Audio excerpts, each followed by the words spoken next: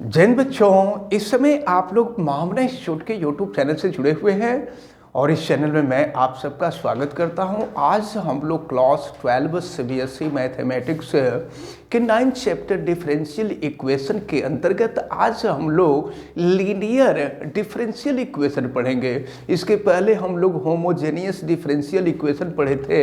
आज हम लोग लीनियर डिफरेंशियल इक्वेशन पढ़ेंगे। देखिए, लीनियर डिफरेंशियल इक्वेशन जो होते हैं 2 टाइप्स के होते हैं, जिनमें से फर्स्ट टाइप जो है अभी हम लोग देख रहे हैं। सेकेंड टाइप का जो लीनियर इक्वेशन होगा उसको हम बाद में देखेंगे।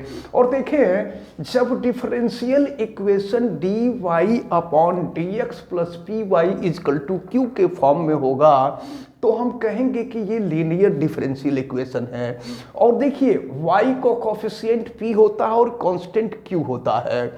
जब लीनियर डिफरेंशियल इक्वेशन होता है ना, तो इसमें हम लोग इंटीग्रेटिंग फैक्टर फाइंड करते हैं। और इंटीग्रेटिंग फैक्टर जो होता है e to the power integration p dx होता है।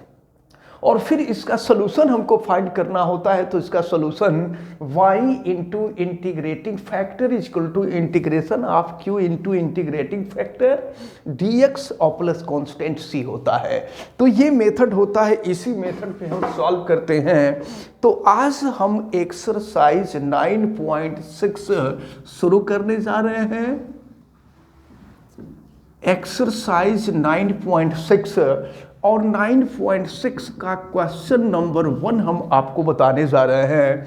देखिए, यहाँ दिया हुआ है dy by dx plus 2y is equal to दिया हुआ है साइन x।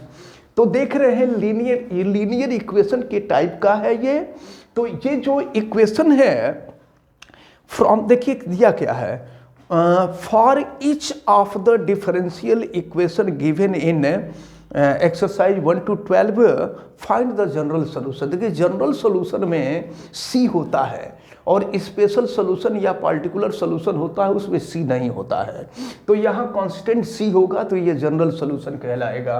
अब देखें, हम कंपेयर करेंगे इससे, तो y का कोफिशिएंट p होता है। यहाँ पर p की जो वैल्यू है वो 2 है और इक्वल के अपोजिट साइड में जो होता है वो q होता है। q की वैल्यू जो है साइन x है।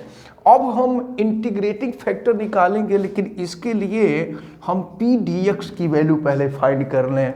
तो इंटीग्रेशन p ये है 2 dx, तो क्या करेंगे, 2 को हम बाहर कर लेते हैं, 1 dx और 1 का जो इंटीग्रेशन होता है वो x होता है, यानी ये हो जाएगा 2x। अब देखिए क्या करेंगे, अब हम यहाँ पर इंटीग्रेटिंग फैक्टर निकालेंगे। तो इंटीग्रेटिंग फैक्टर जो होता है e to the power integration p dx होता है। तो e टू द पावर, देखिए इंटीग्रेशन p dx की जो वैल्यू हमने फाइंड किया है ये 2x फाइंड किया है।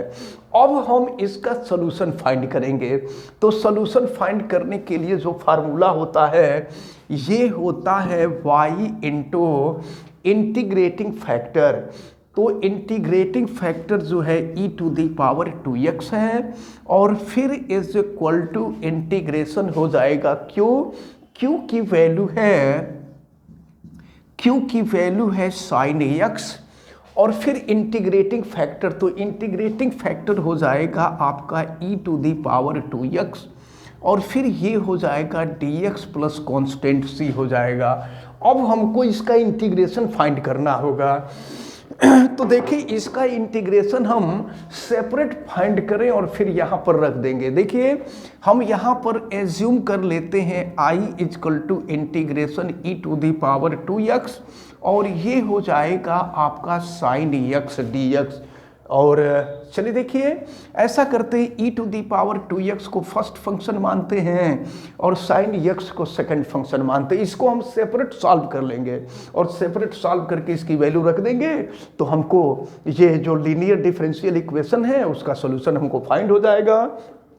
तो देखें, i इज इक्वल टू क्या होता है, first function into integration of second function. ये product of integration of product of 2 function है।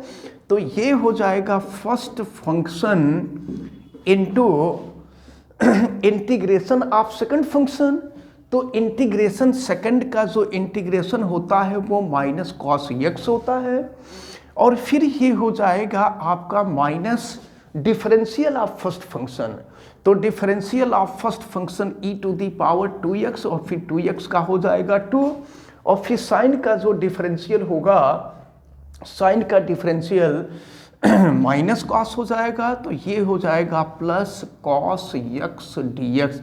देखिए इस 2 को हम चाहें तो यहाँ से निकाल करके हम बाहर कर सकते हैं, ये 2 हो गया। अब हम एक स्टेप और आगे बढ़ते हैं, फिर देखते हैं क्या मिलता है। ये हो जाएगा i is equal to E to the power 2x, और ये माइनस है, यहाँ माइनस रहेगा, इजकल टू माइनस, ये माइनस कॉस एक्स है, माइनस रहेगा, ये हो जाएगा आपका कॉस एक्स प्लस 2। अब देखिए फिर ये integration e to the power 2x cos X, इसको भी हम फिर यहाँ फर्स्ट फंक्शन मान लें और इसको सेकंड फंक्शन मान लें, और चलिए इसको सॉल्व करते हैं। फिर यहाँ पर इंटीग्रेशन करना होगा, तो क्या होगा, first function into integration of second function, तो कॉस का जो इंटीग्रेशन होगा ये हो जाएगा आपका साइन एक्स, ये हो जाएगा साइन एक्स माइनस, फिर ये हो जाएगा आपका integration differentiation of first function, तो ये हो जाएगा e to the power 2x into 2, तो 2 बाहर आ जाएगा, और फिर cos का डिफरेंशिएशन हो जाएगा, ये हो गया आपका साइन x dx। चलिए देखते हैं, तो अब यहाँ पर ये जो 2 है, इस 2 का अंदर भी मल्टीप्लिकेशन है, 2 का देखिए 2 का अंदर मल्टीप्लिकेशन कर देते हैं, ये 2 हो गया, यहाँ पर हो गया 4। फिर हम आगे बढ़ रहे हैं, अब ये हो जाएगा i is equal to minus E to the power 2x cos x, और प्लस हो जाएगा 2e to the power 2x, और ये हो गया साइन x माइनस 4। इसी को तो हम i एज्यूम किए थे, इसके जगह पे हम रख देंगे i माइनस 4i, लेफ्ट में आएगा तो 4i प्लस हो जाएगा, और ये हो जाएगा 5i इजकल टू। अब देखिए इन दोनों में से कॉमन क्या होगा, तो e to the power 2x common हो जाएगा, यहाँ e to the power 2x हम कॉमन ले लेते हैं, पॉजिटिव वैल्यू को पहले लिख देते हैं, तो ये हो जाएगा आपका साइन x, 2 साइन x, देखिए 2 है, 2 साइन x, और माइनस हो जाएगा ये आपका कॉस x, तो i की वैल्यू निकालेंगे तो 5 राइट में आ जाएगा, ये 5 जो है यहाँ पर राइट में आ गया। अब चलिए i की वैल्यू यानी इसकी वैल्यू हमको फाइंड हो गई। अब ये हो जाएगा y e to the power 2x is equal to, ये हो जाएगा e to the power 2x upon 5, और ये हो जाएगा 2 साइन x माइनस हो जाएगा कॉस x, और प्लस हो जाएगा कांस्टेंट से। तो ये जो क्वेश्चन नंबर 1 का सलूशन रहा। देखते हैं क्वेश्चन नंबर 2 को। ये dy by D X plus 3y is equal to E to the power minus 2x से कंपेयर कर दीजिए ये लीनियर इक्वेशन से। तो यहाँ p की वैल्यू दी गई है 3 और q की वैल्यू दी गई है e to the power minus 2x। यहाँ क्या करेंगे, फिर इंटीग्रेशन p dx की वैल्यू फाइंड की जाएगी। तो ये मिलेगा आपको, देखें यहाँ पर इंटीग्रेशन 3 dx हो जाएगा, तो 3 और ये फिर हो जाएगा x हो जाएगा, 3x हो जाएगा। तो इंटीग्रेटिंग फैक्टर जो मिलेगा आपको, integrating factor e to the power integration p dx होगा, यानी ये हो जाएगा आपका 3x। इंटीग्रेटिंग फैक्टर निकल गया। अब सॉल्यूशन फाइंड करना है, तो सॉल्यूशन फाइंड करने के लिए क्या करेंगे, y into integrating factor e to the power 3x is equal to हो जाएगा इंटीग्रेशन q की value e to the power minus 2x into integrating factor. तो इंटीग्रेटिंग फैक्टर क्या है, e to the power 3x, और ये हो जाएगा dx प्लस कॉन्स्टेंट से। फिर क्या मिलेगा, y e to the power 3x equal to, देखिए यहाँ e to the power 3x, यहाँ e to the power 2x, ये हो जाएगा e to the power x dx plus constant से। तो e to the power x का integration ले लीजिए, तो y e to the power 3x equal to e to the power x, और प्लस हो जाएगा कॉन्स्टेंट से। तो इस प्रकार ये क्वेश्चन नंबर 2 का सॉल्यूशन मिला। देखते हैं क्वेश्चन नंबर 3 को। dy by D X plus Y by X है, तो इसको हम लिख सकते हैं, देखिए y बाई एक्स है ना, तो इसको हम प्लस लिख सकते हैं 1 बाई एक्स और इनटू यहाँ लिख सकते हैं y। तो अब चलिए देखते हैं, यहाँ पर ये p की जो वैल्यू होगी 1 अपॉन x होगी और q की जो वैल्यू होगी वो x स्क्वायर होगी। देखिए इंटीग्रेशन p dx क्या होगा, तो इंटीग्रेशन p की वैल्यू है 1 अपॉन x dx, तो 1 अपॉन x का इंटीग्रेशन होता है log x, ये log x हो गया। तो अब इंटीग्रेटिंग फैक्टर क्या होगा, तो ये हो जाएगा integrating factor e to the power integrating factor p dx, तो ये हो जाएगा आपका log x, तो e से log कैंसिल हो जाएगा और ये हो जाएगा आपका x। फिर आगे बढ़ते हैं, अब solution y into integrating factor ये हो जाएगा x is equal to integration q की वैल्यू है x square into integrating factor है x और फिर ये हो जाएगा dx प्लस कॉन्स्टेंट से, तो ये हो जाएगा आपका X Y is equal to integration X cube D X plus constant C हो जाएगा। अब ये हो जाएगा X Y is equal to 1 upon 4 X to the power 4 और प्लस कॉन्स्टेंट सी हो जाएगा।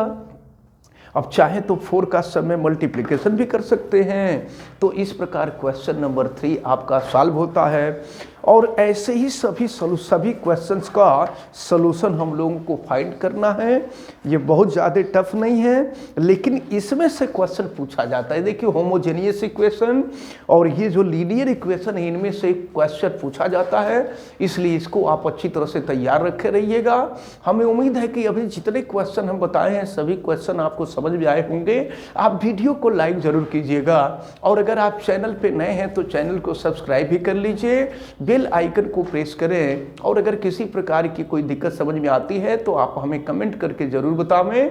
आप सभी लोगों का बहुत बहुत धन्यवाद। जय हिंद।